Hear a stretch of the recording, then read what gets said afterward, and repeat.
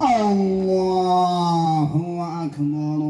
በእስልምና እምነት ተከታዮች ዘንድ የዘንድሮው የረመዳን ወር የመጨረሻዎቹ ቀናት ላይ እንገኛለን። የአብሮነትና የመተሳሰብ እሴቶች ጎልተው በሚታዩባት በዚህች ወር እነዚህን እሴቶች የሚያጠናክሩ የጎዳና ላይ ኢፍጣር መርሃ ግብሮች ባለፉት ሳምንታት ጎልተው ሲከናወኑ ቆይተዋል። በባህር ዳር ከተማ አስተዳደርም በርካታ የከተማዋን ሙስሊሙን ማህበረሰብ ያሳተፈ ታላቅ የጎዳና ላይ የኢፍጣር መርሃ ግብር ተካሂዷል። መርሃ ግብሩ አንድነትንና መተሳሰብን ይበልጥ ለማጠናከር ከፍተኛ አስተዋጽኦ ያለው መሆኑን የኢፍጣሩ ተሳታፊዎች አስተያየታቸውን ሰጥተዋል።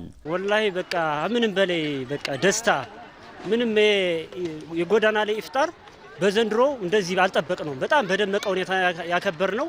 አብሮነትን በቃ ያንጸባረቅንበት ነው እና ክርስቲያን ወገኖቻችንም ሲያስተባብሩ ምናምን ሳይ አብረውነ ሲበሉ ሲጠጡ ሲያፈጥሩ በጣም ልዩ ስሜት ይሰጣል። በጣም ደስ ይላል። ክርስቲያኑም በቃ ማህበራዊ ኑሯችን የኖረው ያነ በእኛ ምድሜ ማለት ነው ያሳለፍነው ትሪፕ እየመጣ ስለሆነ ደስ ብሎኛል። ሃይማኖቶችን ማክበር ትልቅ ዋጋ አለው በሚል ዋጋ በመስጠት ነው እንግዲህ ይሄን ሁሉን ስፖንሰር አድርጎ ዝግጅቱን ያደረገውና ያው በጣም ደስተኛ ነን። በጣም ከተማ አስተዳደሩን ማመስገን እፈልጋለሁ ማለት ነው። ሁሌም በረመዳን ወር እነዚህ የአብሮነት የመረዳዳትና የመተሳሰብ ሴቶቻችን ጎልተው እንደሚታዩት ሁሉ በሌሎችም ጊዜያት እነዚህ ሴቶች የበለጠ ዳብረው ሊቀጥሉ እንደሚገባም አስተያየታቸውን ሰጥተዋል። አብሮነት ሶሻል ላይፍ ነው። ይሄ እንደ ተፈጥሮ ነገር ይዘን ማራመድ አለብን እና ብንቀጥል ደግሞ እንቀጥላለን። ይኸው በዚሁ ቢቀጥል መተጋገዝ መረዳዳቱ ቢቀጥል በቃ ሙስሊሙ ኡማ ብቻ ሳይሆን ሁሉም ክርስቲያኑም ሁሉም መረዳዳት በጎ ነው። በሁሉም እምነት የሚታዘዝ ስለሆነ መረዳዳት ቢቀጥል ብዬ አስባለሁ። እንደነዚህ አይነት መርሃ ግብሮች ለወደፊቱም ተጠናክረው ይቀጥላሉ ያሉት የባህር ዳር ከተማ አስተዳደር ተቀዳሚ ምክትል ከንቲባ አቶ ጎሹ እንዳላማው በመካከላችን አብሮነታችንን የሚሸረሽሩ አካላትን በጋራ በመከላከል በከተማዋ የታየውን ሰላም በአንድነት በማጽናት ልማታችንን በጋራ ልናስቀጥል ይገባል ሲሉም መልእክታቸውን አስተላልፈዋል። እኛ ተቻችለን ተመሳስለን ተፈቃቅረን የምንኖር የባህር ዳር ከተማ ነዋሪዎችን ሊለያየን አይችልም።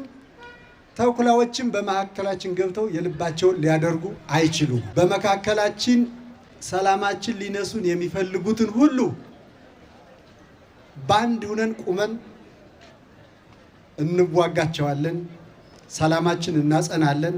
ስለዚህ የከተማችን ሰላም አስጠብቀን ልማታችን በጀመርነው መንገድ የሚያምር የልማት ጎዳና ጀምረናል። የተዋበች ውብ ከተማ ለእኛና ለልጆቻችን እየሰራን ነው። ይሄ ስራችን አሻራችን የኛ ስለሆነ ጠብቀን ማዝለቅ ይገባናል። በጀመርነው መንገድም እያለማን ያለነው በጋራ ነው። አሁንም በጋራ ልማታችን እያለማን እንዘልቃለን። የሰላምን አስፈላጊነት ያነሱት የመርሃ ግብሩ ተሳታፊዎች በከተማዋ ብሎም ለክልሉ ሰላም መስፈን ከመንግስት ጎን ቆመው የበኩላቸውን እንደሚወጡም ገልጸዋል። ሰላም ከሌለ ኢማን የለም፣ ሶላት የለም፣ አንሰግድም፣ ገብተን ቁርአን አንቀራም እና ሰላም ጥብቅ ነው። በቃ ለሰላም በቃ መስዋዕት ይከፈላል። ሰላም ከሌለ ምንም ስለሌለ እንኳን ጎዳና ላይ መስጊድ ገብተን ለመውጣትም አስቸጋሪ ስለሆነ ሰላማችን ከንቲባችን ጋር ሆነን እናስጠብቃለን ብዬ አስባለሁ። ኢንሻአላህ ሰላም አብሮነት አብረነን በቃ አብረን መሆን አለብን። ሰላምን ማራመድ አለብን። ያለ ሰላም ምንም ነገር የለም፣ ሰው መሞት ነው። አዎ አንድነት መኖር አለብን። አንድነት መተማመን አለብን። ከተማመነ ሰላም አለ።